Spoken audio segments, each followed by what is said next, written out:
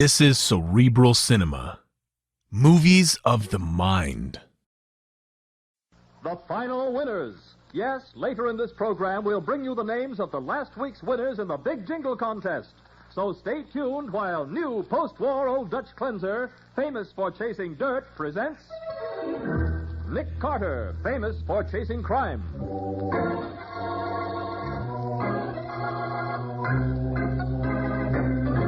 Every week at this time, two great names are joined as new post-war Old Dutch cleanser brings you one of the most resourceful and daring characters in all detective fiction, Nick Carter, Master Detective.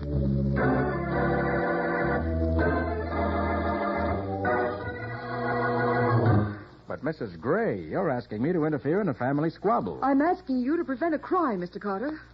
This girl is deceiving my father-in-law in order to get his money. But he's old enough to take care of himself. Then you refuse to help me, Mr. Carter? I'm sorry, but I do. Very well. If you won't do anything to stop them, I will.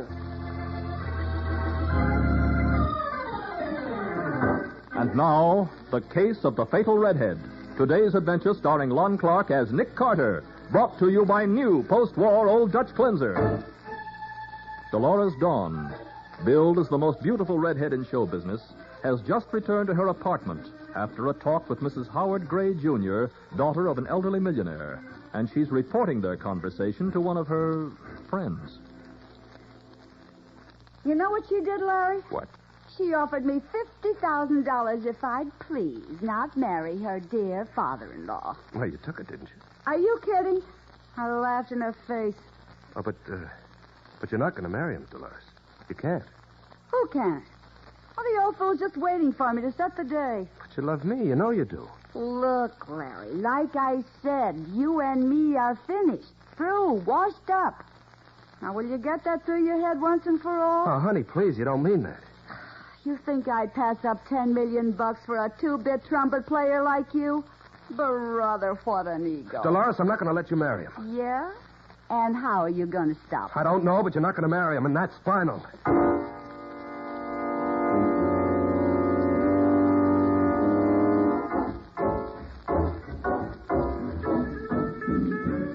Mr. Carter, this is an emergency. That's why I asked you to meet me here at the 60 Club as soon as possible. And I'm glad you did, though. I haven't been to a nightclub in months, and this looks like an interesting place, too. It is, Patsy. In fact, I understand they also have a garden in back where people are served in the summertime. Oh, well, that's a swell idea. Well, Mrs. Gray, what's the emergency? It's my father-in-law, Howard Gray. He intends to marry a girl who dances here. Oh? Dolores Dawn, she calls herself. You mean the one with that gorgeous red hair? Oh, I've heard about her. Yes. Father Gray has lost his head completely. Why, he's even made a new will, leaving her $1 million in case anything should happen to him before the marriage. Well, after all, it's his money, you know. Believe me, Mr. Carter, I wouldn't object if it were someone near his own age. But this girl is young enough to be his granddaughter. She's nothing but a cheap, vulgar little gold digger. Well, even if you're right, I still don't see what I can do about You've it. got to stop them. I have? How? Well, I don't care how. But you've got to do something and do it quickly. I'm afraid they're planning to go somewhere and be married tonight. What? Did Mr. Gray say so? No, but I talked with this Dolores Dawn this afternoon. I lost my temper and we quarreled. Then right after dinner, Father Gray got a special delivery letter. From her? Well, it must have been. Because when he read it, he got upset. He muttered something about coming here to the nightclub and rushed out of the house. I asked him what was wrong, but he wouldn't even speak to me. Oh, Mrs. Gray, your father-in-law came in 15 or 20 minutes ago. He went back to Miss Dawn's dressing room. 15 or 20 minutes ago? I told you to let me know immediately if he came in. I couldn't get away any sooner. My second trumpet man seems to be drowning his sorrows in drink tonight. He keeps wandering away from the bandstand. Oh, very well. Miss Bowen, Mr. Carter, this is Mark Brennan. He owns the club. Hello, Mr. Brennan. For the last time, Mr. Carter, will you help me? Well, I'm sorry, Mrs. Gray, but your father-in-law's old enough to take care of himself. Very well. If you won't do anything to stop them, I will. Good night. Oh, kind of blew her top, didn't she? Oh, she's just upset, that's all. Uh-oh. You'll have to excuse me, I'm afraid. I see that trumpet player's gone again. Now, go round him up, by all means. You want to stick around for the floor show? It'll be on in about 10 minutes. Oh, can we, Nick? Why not? As long as we're here, I'd like to see what this Dolores Dawn looks like.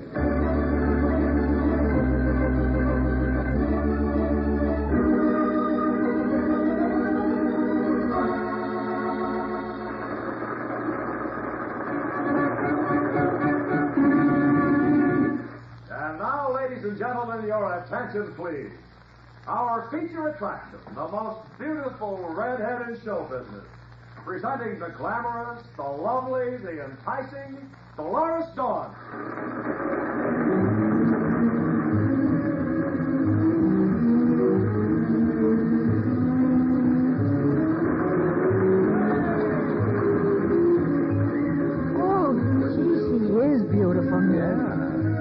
Understand why Howard Gray goes for her. Oh, Nick, there's Mr. Brennan waving at us. Where? See, over by the bandstand in the performer's entrance. Oh, yeah. Against those plush drapes, it's darn near impossible to see him in this light. Uh-huh. Funny, he'd be waving at us. Yes. You'd think he'd be busy. Nick, were those shots? They were, Patsy. It sounded as though they came from backstage. I think we better have a look.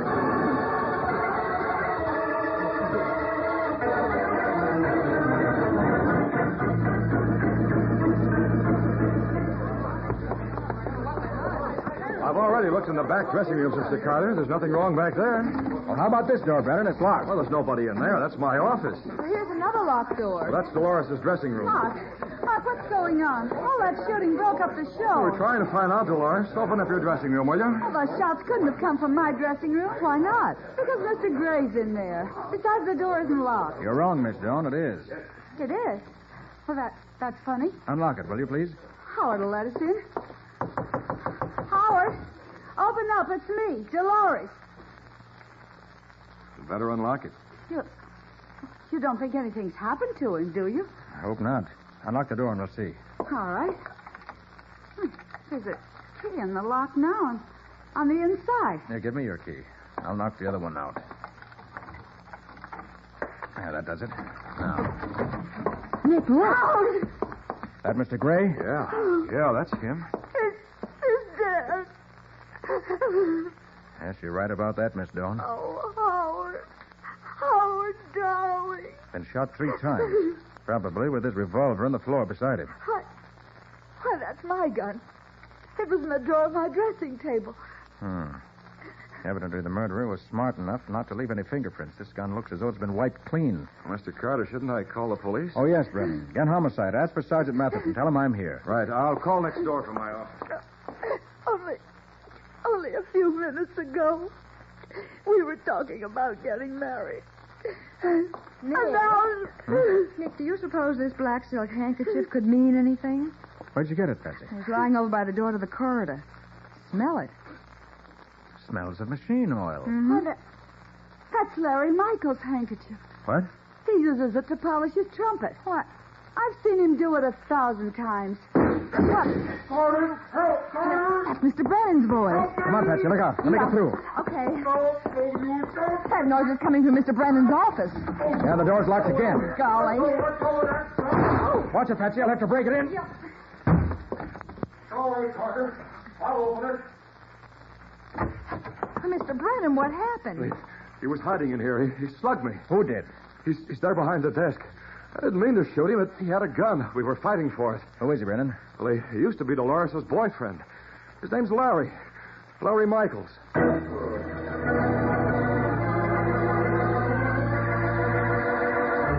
Within the space of a few minutes, 2 men have died violently backstage at Mark Brennan's 60 Club. And both of them were in love with beautiful red-haired Dolores Dawn. We'll see what happens in just a moment.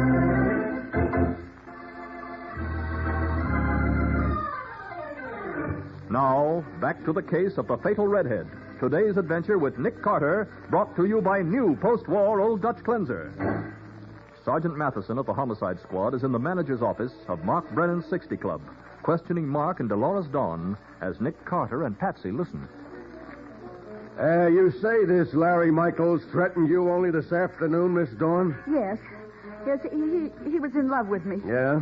He said he'd keep me from marrying Mr. Gray no matter what he had to do. Larry'd been drinking all evening, Sergeant. I had to take him off the bandstand just before the floor show went on. Uh-huh. Well, it looks like he came back to Miss Dawn's dressing room, found Gray there, grabbed this little .22 of hers out of the dressing table Oh, drawer. he knew I kept it there, Sergeant. Uh-huh. He even asked me about it once. Okay, so he shot Gray, wiped the fingerprints off the gun with this black silk handkerchief he dropped near the door. Then he heard someone coming and ducked in here to Mr. Brennan's office. Now, just a minute, Matty. Huh? What is it, Nick? The door to this office was locked. He couldn't just duck in. That's right, Sergeant. The door has a spring lock. You shut the door, it locks automatically. Oh. Well, Wait a minute. Huh? Look, Sergeant. What? This door isn't locked. Hey, where does that go, Brennan? Outside? Yes, it leads into the garden. And Uh-huh. I saw a door like it in Miss Dawn's dressing room, too. Okay, so Michael's got in here through the garden. Uh-huh, and then Mr. Brennan came in and caught him, and there was a fight. Yeah, and this Larry guy gets killed. Well, does that sound logical to you, Nick? The only explanation we have so far, Matty. Now, hey, wait a minute. If he killed Gray with Miss Dawn's revolver, where did he get the one he attacked Brennan with? Well, that gun belongs to me, Sergeant. I suppose he found it in the drawer of my desk. Well, this sure is a convenient place for a killer. Just pull open a drawer any place you happen to be, and there's a loaded gun for you. Can I go now, Sergeant? It's almost time for the second show. Yeah, you and Mr. Brennan are both excused for now, but you'll have to appear at the inquest, of course. We'll be there, Sergeant. Yes, we'll be there. All right. Well, come on, Nick. Let's get back to town. This is one case we washed up in a hurry.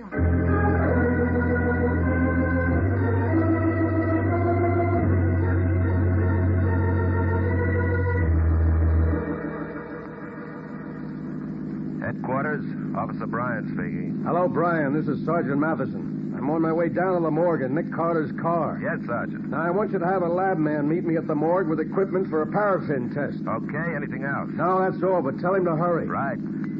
Well, the lab man will be waiting for us, Nick, but I'll be doggone if I know why you want him. Because I think that Larry Michaels didn't kill Howard Gray, and I want a chance to prove it. Yeah, but what makes you think he didn't, Nick? Well, that handkerchief you found, Patsy. Huh?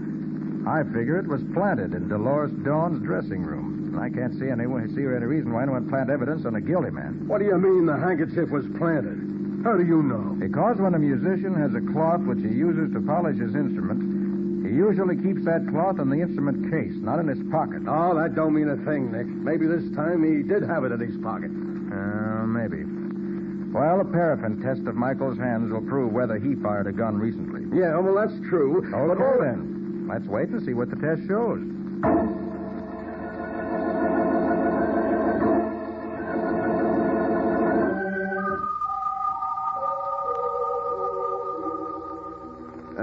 Nick, you're right. We tested both of Michael's hands, and it's a cinch he didn't fire any gun tonight. Then he couldn't have shot Gray. Right.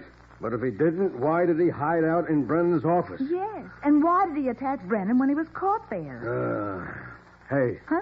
I've got an idea. Oh, what is it? This Larry Michaels was jealous of Dolores, wasn't he? So she said. Well, maybe he thought Brennan was making a play for her, see? So he... No. Huh? No, I doubt that, Matty. I talked to the other performers, and they all said that Brennan never showed the slightest interest in Dolores. Oh, you did, huh? Well, I guess that eliminates any motive Brennan might have had for killing Gray, too. Oh, he couldn't have killed Gray anyway. He was in the performer's entrance when the shot was fired. Nick and I both saw him. But Dolores was doing her act when you heard the shots, wasn't she? Yeah, that's right, Matty. Oh, okay. So Dolores didn't kill him, Brennan didn't kill him, and Michaels didn't. But somebody did, and I want to know who it was. Nick, what about Mrs. Gray? Who's she, the old man's wife? No, his daughter-in-law. Oh. And she told Nick that if he wouldn't do anything to keep Mr. Gray from marrying Dolores, she would. Hey, wait a minute. Where did all this happen? At the club. Mrs. Gray left us about 10 minutes before the floor show went on. And was she mad? Patsy? I'll bet she did it. Well, it won't do any harm to find out whether she did or not. You're darn tootin' it won't. And the garden door opens in as well as out. Right. We better take the paraffin test equipment with us, Matty. Oh, now, don't tell me you think she's innocent, too, Nick. Well, I just mean that if we're going to call on Mrs. Howard Gray, Jr., we ought to give her the same test we gave Larry Michaels. That's only fair.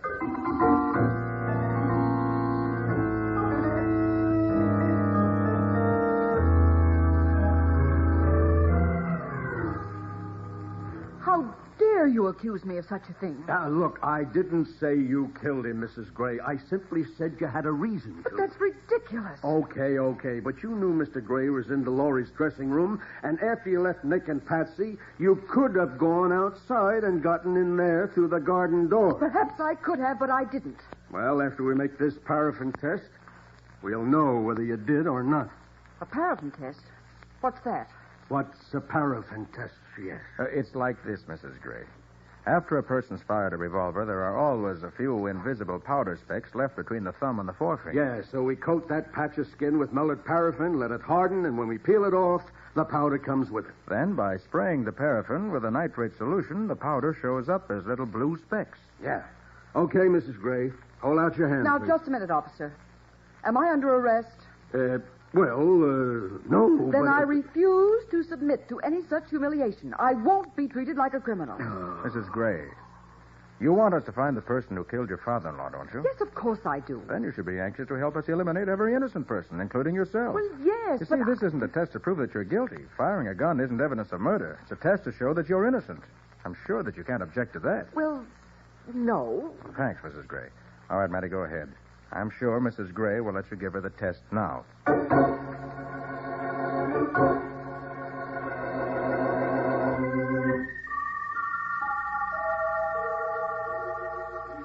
Well, Nick, the paraffin doesn't show a thing. Of course it doesn't. Well, that lets Mrs. Gray out. Yeah, I guess. Hey, maybe you were wearing gloves. But I wasn't. I left the house in such a hurry I didn't even take any gloves with me. She wasn't wearing gloves when she was with us, Sergeant. It was that girl, I tell you. She killed Father Gray to get the money he left her in his will. Oh, that don't make sense. She'd have got a lot more dough by marrying him. But that's just it. He wasn't going to marry her. What's that? He went to the club tonight to break off the engagement. What makes you think so? Because I found that special delivery letter he was so upset about. What? You did? Yes. When I came back from the club, I went into the library, and there it was, crumpled up on the floor where he must have thrown it. Here, you can read it for yourself. Thanks. Oh, I'll be darned. It's signed by Larry Michaels. And this must be what he was planning when he threatened to stop the marriage. Sort of looks that way, Matty. You see? I was right about her. She's a criminal, a common blackmailer. What's it say, Nick? According to this letter, Dolores was convicted of blackmail a couple of years ago. Got off with a suspended sentence. Father Gray would never have married a woman like that. He must have broken the engagement after he read this. Yes, but Dolores couldn't have killed Mr. Gray. She was doing her dance when he was shot. Are you sure of that? What do you mean, Nick? I mean, I'm beginning to see what happened, Matty. Huh? And if I'm right, I'll call you at headquarters in about an hour. Okay, Patsy? Where are we going? Back to the Club 60. The last floor show must be just about over, and I have a hunch it'll be the last one for a long, long time.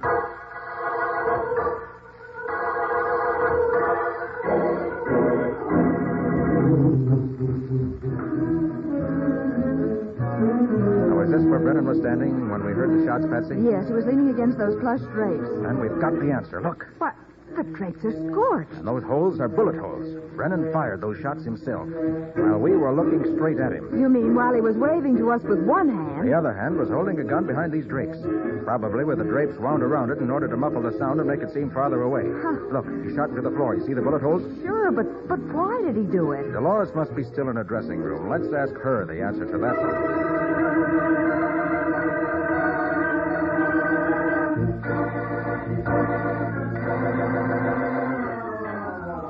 It's a lie.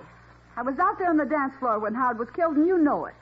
You heard the shots. Everybody did. The shots we heard were fired by Mark Brennan, Dolores. You're crazy. Why would Mark be shooting off a gun during my dance? For a very good reason. To cover up the fact that Howard Gray was dead when the floor show started. Oh, and to make it look as though both you and Brennan were in full sight of a lot of people when the murder was committed. It was Larry Michaels who killed Howard. No, it wasn't. You killed Mr. Gray yourself. Then you and Brennan framed Michaels, and Brennan murdered him. That fight in Brennan's office was a fake. You can't prove that. Oh, yes, I can. Brennan said that he took his gun away from Michaels, that Michaels got it out of the desk drawer. But I'm going to prove that Brennan had that gun in his pocket all the time. How? By digging out those bullets he fired into the floor during your act. I have an idea a ballistics test will show they came from the same gun that killed Larry Michaels. Well, I don't know anything about that. But you haven't got anything on me. We'll see what a jury thinks about that when they learn that Howard Gray had reason to break off your engagement and cut you out of $1 million inheritance. No, Carter, I don't think any jury's going to hear about that. Brennan. Sure, I've been outside the door all the time listening. Mark, you got to do something. Don't worry, baby. I'm going to do plenty. Just keep your hands in plain sight, Carter. I'd hate to do any more shooting around here tonight. Might give the club a bad name. All right, Brennan, what's on your mind? Well, it's a nice night. Suppose we all take a little ride. All four of us.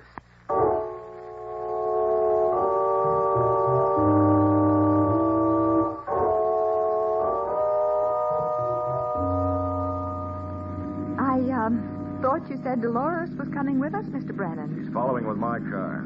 I thought it'd be cozier if I rode along with you folks. Turn right at the next crossroad, Carter. You're the boss, Brennan. This gun in my hand's the boss. The next crossroad, that's State Highway 84, isn't it? Yeah. There's a little summer resort out that way I want you to see. Ah, summer resort? Sure. With a nice, deep lake. Camp Carefree, they call it. It's nice and lonely. This ought to be a swell night for a swim. Swim? Oh, didn't I tell you? You two are going to set a new record for staying underwater.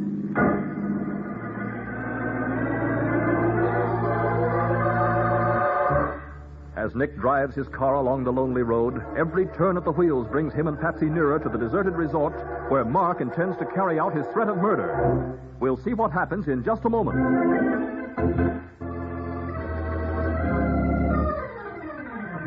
Now for the conclusion of the case of the fatal Redhead.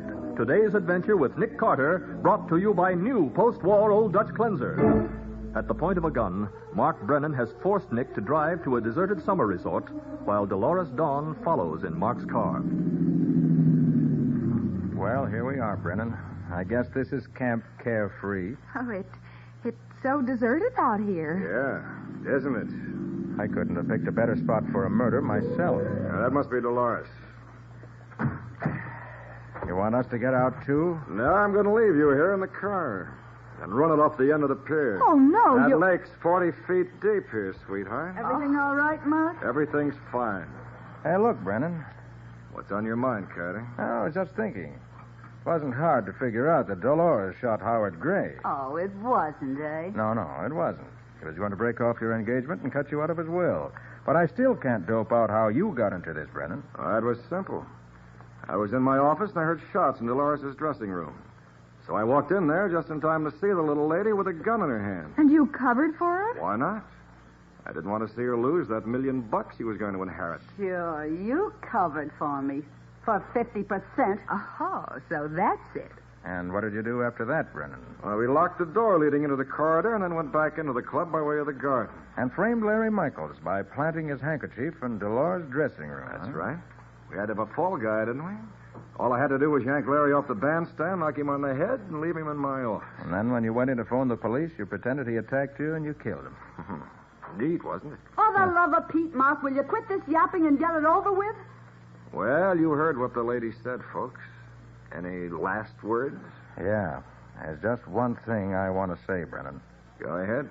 If you're here, Matty, come on out. Hey, what the... Drop that gun, Brennan. Get your hands in the air. Mark, it's the cops. That's right. Sort of a reception committee, Brennan. But where do they come from? We took a shortcut.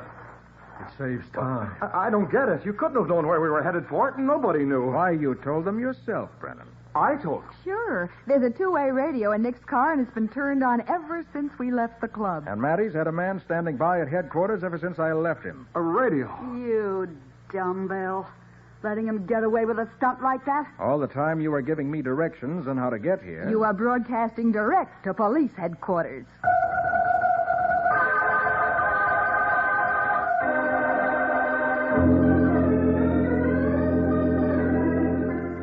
Nick, what made you think of looking for bullet holes in those plush drapes at the club?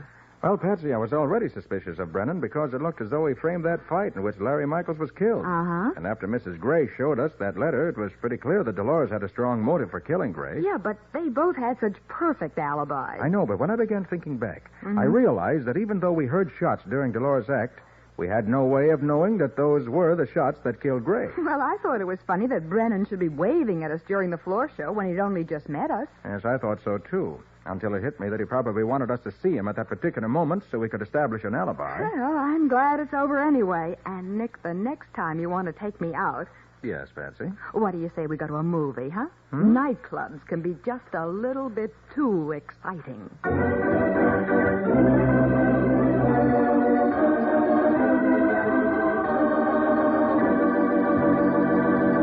And now, the winners of the four 1948 Super Deluxe Ford V8 four-door sedans in the final new post-war Old Dutch Cleanser Jingle Contest, which closed March 27th. Well, know, Mike, this is the day a lot of people have been waiting for. It sure is, Nick. And you know, I wish I could give a Ford to everybody who entered. Oh, come, Nick. They don't make that many Fords. So what do you say you present those won in the last week's contest? Okay, and without any further ado, here they are. Brand new 1948 Fords go to the following people. Mrs. C.P. Burnham, 1816 Albert Street, Jacksonville 6, Florida. Mrs. Marvin Capel, 1207 North Trenton, Ruston, Louisiana. William H. Mountain, 1410 South Street, Toledo 9, Ohio. And Mrs. Johnny Wolar, 3644 South Elmwood Avenue, Berwyn, Illinois. Congratulations, you lucky people, and congratulations to all the other winners in this great contest.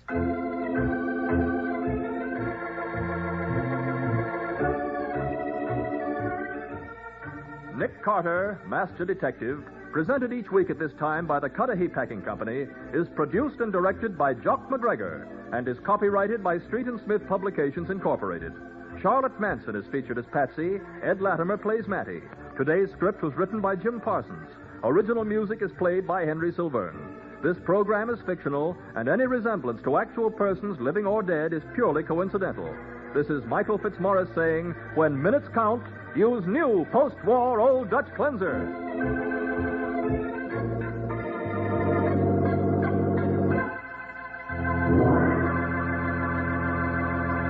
This is the Mutual Broadcasting System.